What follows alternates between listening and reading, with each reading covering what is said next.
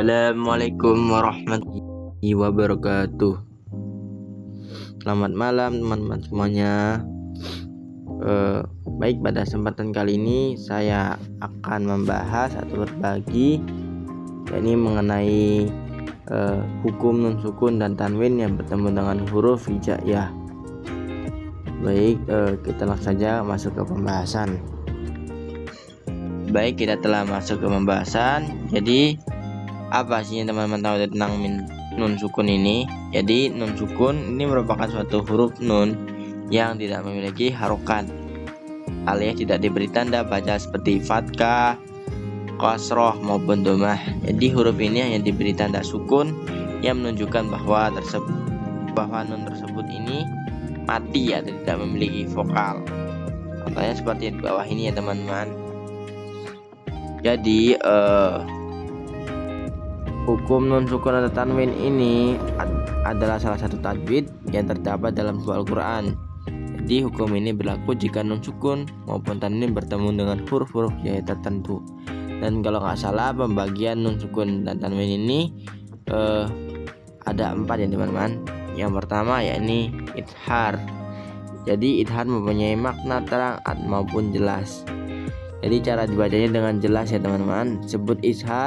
Biasanya disebut izhar halqi karena makhraj dari huruf-huruf izhar halqi ini keluar ataupun diucapkan dari dalam tenggorokan.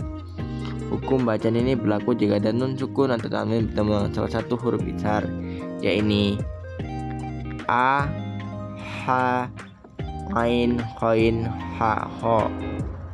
Jadi cara membaca izhar ini adalah jelas ya teman-teman, tanpa dengung.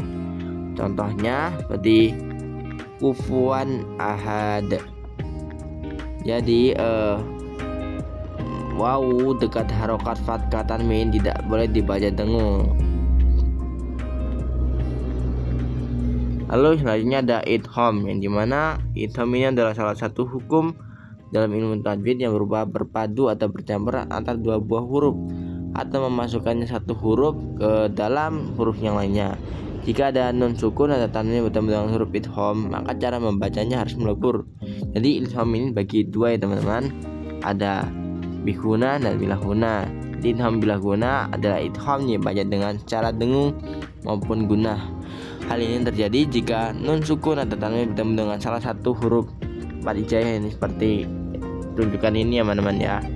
Ada ya, nun, mim, wawu. Sebagai contoh ada lahabi watab. Nah, maka huruf wawu ini harus dibaca melebur dengan huruf sebelumnya ya teman-teman. Lalu selanjutnya ada idgham bilahuna. Jadi idgham bilahuna ini dibaca tanpa dengung teman-teman. Jadi idgham bilahuna ini adalah idgham yang dibaca tanpa dengung. Jadi hal ini terjadi jika nun sukun atau tanwin bertemu dengan huruf hijaiyah la atau ro.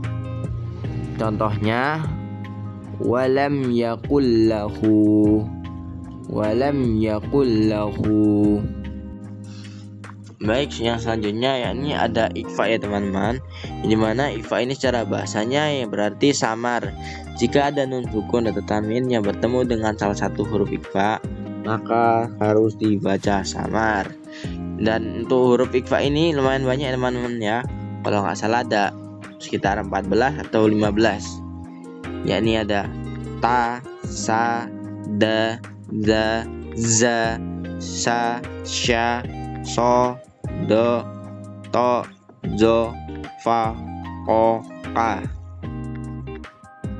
Mungkin ada bagian contoh yakni min dunihima.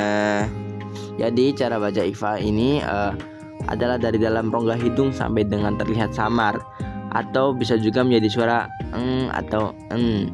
Sesudah itu disambut dengan dengung yang bisa kurang lebih 2-3 harokat ya teman-teman. Kemudian setelah itu barulah masuk untuk membaca huruf sesudah nun mati ataupun tanwin tersebut. Baik, yang terakhir yakni ada iklab ya teman-teman. Jadi secara harfiah ini iklab berarti mengganti. Apabila ada nun sukun maupun tanwin bertemu dengan huruf ba, maka bacaan nun sukun atau tanwin ini berubah menjadi bunyi mim. Sebagai contoh nih ada layum bazanna.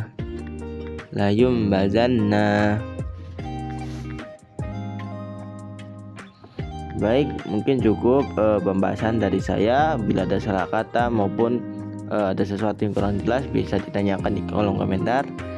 Saya pamit undur diri, saya akhiri. Wabillahi taufiq wal hidayah. Wassalamualaikum warahmatullahi wabarakatuh.